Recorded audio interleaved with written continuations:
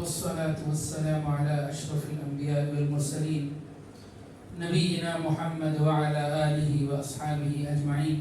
أما بعد، وعن أبي هريرة رضي الله عنه قال رسول الله صلى الله عليه وسلم: ثلاث دعوات يستجاب لهن لا شك فيهن: دعوة المظلوم ودعوة المسافر ودعوة الوالد لولده. رواه ابن ماجہ، کتاب الدعاء، باب دعوة الولد ودعوة المظلوم. حدیث نمبر 3860 پر 2. حضرت ابو ہریرہ رضی اللہ عنہ بیان کرتے ہیں کہ نبی کریم صلی اللہ علیہ وسلم نے ارشاد فرمایا، 3 دعاؤں کی قبولیت میں کوئی شک نہیں ہے. اللہ کے پاس 3 دعائیں کبھی رد نہیں ہوتی.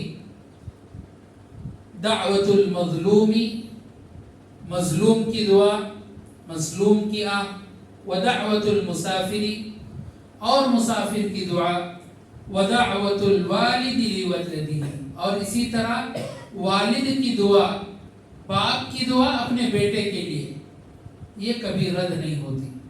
یہ حدیث ابن ماجہ میں روایت ہے. یہ حدیث اپنے اندر بڑے اچھے اسباق رکھتی ہے. نبی کریم صلی اللہ علیہ وسلم نے یہاں 3 چیزوں کا ذکر فرمایا.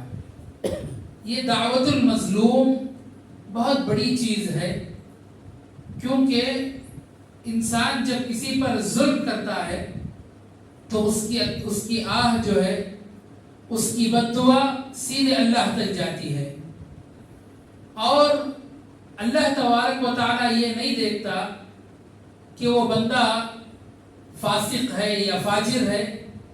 بس اگر وہ مظلوم ہے تو اس وقت تک کے لیے جو مظلومیت اس کے اوپر ہے، اس وقت تک کے لیے وہ اللہ کے پاس بھی مظلوم ہے. اللہ جو ہے اس کی آہ کبھی قبول فرما لے گا. نبی کریم صلی اللہ علیہ وسلم کی حدیث ہے، آپ نے فرمایا: دعوت المظلوم مستجابہ وَإِن كَانَ فَاجِرًا فَفُجُورُهُ عَلَى نَفْسِهِ. یعنی مظلوم کی دعا قبول کی جاتی ہے، خواہ وہ گنہگار ہی کیوں نہ ہو، فاسق فاجر ہی کیوں نہ ہو. وہ فاسق فاجر ہے تو اپنے اندر فاسق ہے، اپنے اندر فاجر ہے، اپنے اندر بدعمالیاں ہیں. لیکن اگر بد دعا کرنے پر کسی پر آ جائے، اگر وہ اس پر ظلم ہوا ہے، تو اللہ کے پاس سب برابر ہیں.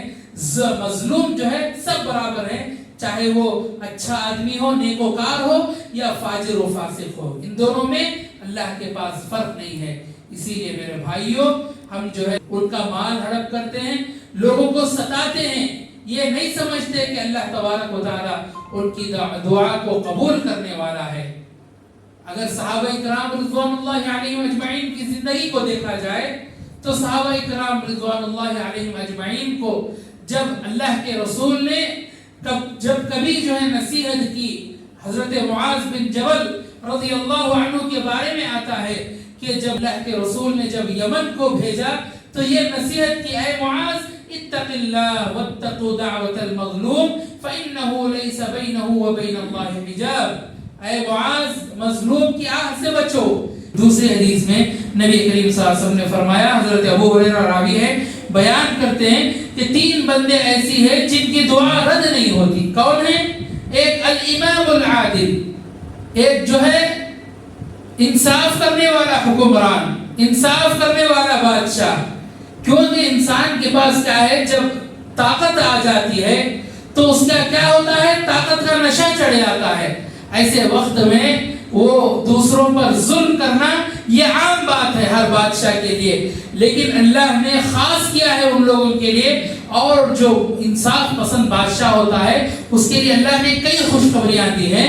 اس میں خوشخبری یہ بھی ہے کہ اگر وہ دعا کرتا ہے تو فوراً اللہ تبارک و تعالیٰ اس دعا کو قبول کر لیتا ہے. اور دوسری خوشخبری جو انصاف پسند بادشاہ کے لیے اللہ نے دی ہے وہ کیا ہے؟ کوئی بتا سکتا ہے؟ عرش کے سائے میں جو 7 لوگ ہوں گے نا، اس میں انصاف پسند بادشاہ بھی ہوگا جس کو اللہ تبارک و تعالیٰ نے وہ مقام دیا ہے. انصاف پسند بادشاہ ہونا بہت بڑی چیز ہے، بہت مشکل ہے۔ انسان کے پاس طاقت آ جانے کے بعد انسان گھمنڈی ہو جاتا ہے، انسان کیا ہو جاتا ہے، ظالم ہو جاتا ہے، لوگوں پر ظلم کرنے لگتا ہے۔ ایسی حالت میں اگر کوئی بادشاہ انصاف کرے تو اللہ تبارک و تعالیٰ اس کی دعا کو قبول فرماتا ہے۔ دوسرا آدمی والصائم حتی یفطر، روزے دار یہاں تک کہ وہ افطار کر لے۔ اسی لیے نبی کریم صلی اللہ علیہ وسلم کی سنت ہے کہ روزے دار کے لیے یہ سنت ہے کہ کیا کرے، افطار سے پہلے دعا کرے۔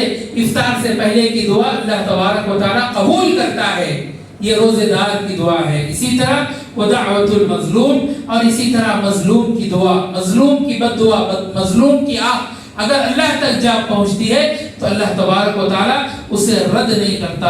اسی طرح حضرت عمر رضی اللہ عنہ نے اپنے ایک گورنر کو نصیحت کرتے ہوئے فرمایا واتق دعوت المظلوم فإن دعوت المظلوم مستجابہ، یعنی مظلوم کے ساتھ جو ہے ظلم کرنے سے بچو، اس کے آہ سے بچو، کیونکہ مظلوم کی آہ جو ہے اللہ کے پاس قبول ہوتی ہے۔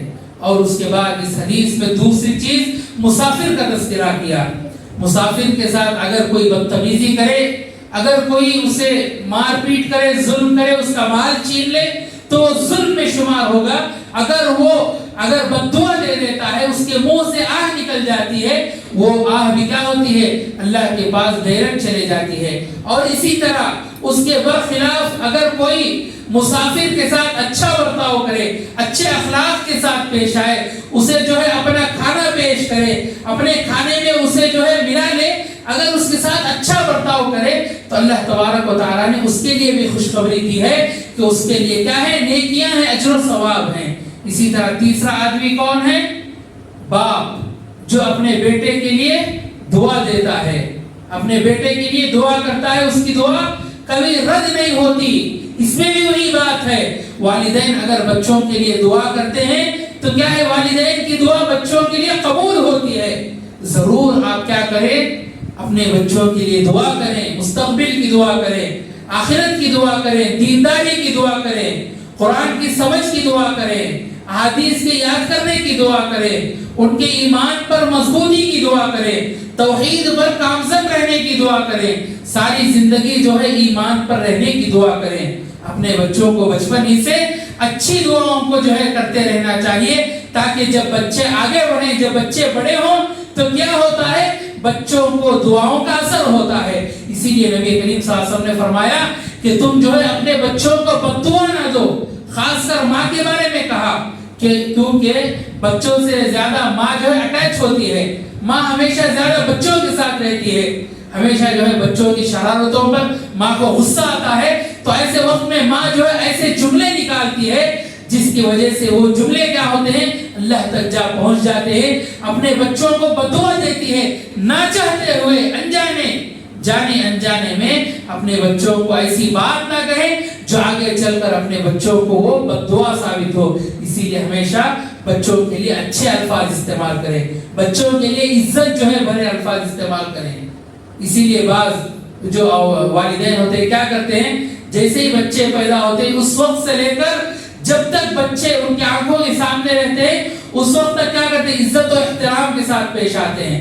بچوں کو کیا کرتے ہیں، آرے جارے ایسے جو مختلف الفاظ ہیں جو ہمارے معاشرے میں عام ہیں، ایسے الفاظ سے نہیں پکارتے، اچھے مہذب الفاظ سے پکارنا، یہ بھی کیا ہے، ہمارے بچوں کے مستقبل کو سنوارتا ہے، ہمارے بچوں کے اخلاق کو سنوارتا ہے۔ آپ کی زبان دیکھ کر آپ کے بچے آگے بڑھ کر وہ زبان استعمال کریں گے۔ اسی لیے آپ کیا کریں، بچوں کے ساتھ نرمی کے ساتھ پیش آئیں، اور اسی طرح بچوں کے لیے دعائیں کریں۔ اگر دعائیں نہیں کر سکتے تو خاموش رہیں، بددعا نہ دے بچوں کو، یہ بددعا جو ہے آپ کے بچوں تک پہنچتی ہے۔ آخر میں اللہ سے دعا کرتے ہیں کہ اللہ تبارک و تعالی ہم تمام کو کہنے سننے سے زیادہ عمل کی توفیق عطا فرمائے۔ آمین۔ وآخر دعوانا الحمدللہ رب العالمین۔